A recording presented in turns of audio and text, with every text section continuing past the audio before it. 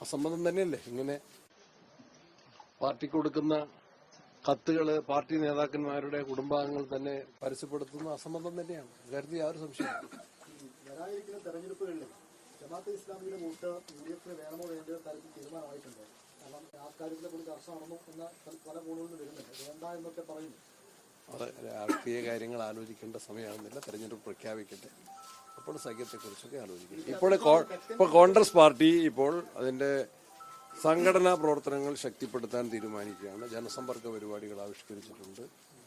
തദ്ദേശ തെരഞ്ഞെടുപ്പിന്റെ മുന്നൊരുക്കമായിട്ട് വാർഡ് കമ്മിറ്റികൾ രൂപീകരിച്ചു. വോട്ടർ പട്ടിക പ്രവർത്തനത്തിൽ വാർഡുകൾ വളരെ അശാസ്ത്രീയമായിട്ട് രൂപീകരിക്കപ്പെട്ടു എങ്കിൽ പോലും വോട്ടർ പട്ടികയിൽ ഒരുപാട് ഗുരുതരമായ പിഴവുകൾ ഉണ്ടായിരുന്നെങ്കിൽ പോലും അതെല്ലാം പരിഹരിക്കാനുള്ള വലിയൊരു മഹായജ്ഞമാണ് UDFന്റെയും കോൺഗ്രസിന്റെയും വാർഡ് തലത്തിലുള്ള പ്രവർത്തകന്മാർ ഏറ്റെടുത്തിട്ടുള്ളത്. ആ പ്രവർത്തനങ്ങൾക്ക് ജില്ലാ കോൺഗ്രസ് കമ്മിറ്റികളും ബ്ലോക്ക് കമ്മിറ്റികളും മണ്ഡലം കമ്മിറ്റികളും വളരെ ശ്രദ്ധേയമായ രൂപത്തിൽ നേതൃത്വം കൊടുത്തുകൊണ്ടിരിക്കുകയാണ്.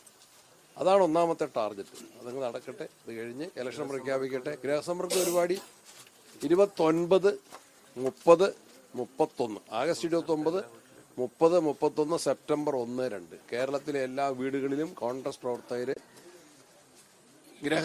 വീടുകളും സ്ഥാപനങ്ങളും സന്ദർശിച്ചുകൊണ്ട് കോൺഗ്രസിന്റെ സന്ദേശം എത്തിക്കുന്നു. കേന്ദ്ര സംസ്ഥാന ഗവൺമെന്റുകളുടെ ജനദ്രോഹ നടപടികൾ വിവരിക്കുന്ന ലഘുലേഖയുമായിട്ട് എത്തുന്നു. പാർട്ടി പ്രവർത്തനത്തിന് ചെറിയൊരു സാമ്പത്തിക സഹായം കൂടി ഞങ്ങൾ അഭ്യർത്ഥിക്കുന്നു. ആ പ്രവർത്തനങ്ങളുടെ മുന്നൊരുക്കത്തിലാണ്. ഇന്നലെ കണ്ണൂരിൽ മലപ്പുറത്തും യോഗം ചേർന്നു. ഇന്ന് പാലക്കാട്ടും തൃശ്ശൂരിലും യോഗം ചേർന്നു. ഇടുക്കിയിലും യോഗം.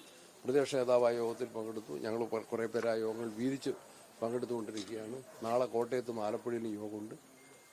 ഞാൻ തന്നെ പങ്കെടുക്കുന്നുണ്ട്. കോഴിക്കോട് യോഗമുണ്ട്. ഷാഫിക്ക് അടക്കം മേഖലയിൽ ചാർജുണ്ട്. എല്ലാ തലത്തിലും സംഘടനാ പ്രവർത്തനം ഊർജ്ജസ്വലമാക്കാനും ജനങ്ങളുടെ പ്രയാസങ്ങളും ദുരിതങ്ങളും ഇന്ന് കൂടിക്കൂടി വരികയാണ്. ആ മേഖലകളെല്ലാം ജനകീയ പ്രശ്നങ്ങളിൽ ജനങ്ങൾക്കൊപ്പം നിന്ന് സമരമുഖത്തും അതേപോലെ തന്നെ സംഘടനാ ശാക്തീകരണ പ്രവർത്തനങ്ങളിലും ഞങ്ങൾ ശ്രദ്ധ കേന്ദ്രീകരിക്കുന്നു. പുനഃസംഘടന സമയമെടുത്ത് ചെയ്യും. ഒരു തിരക്കുമില്ല.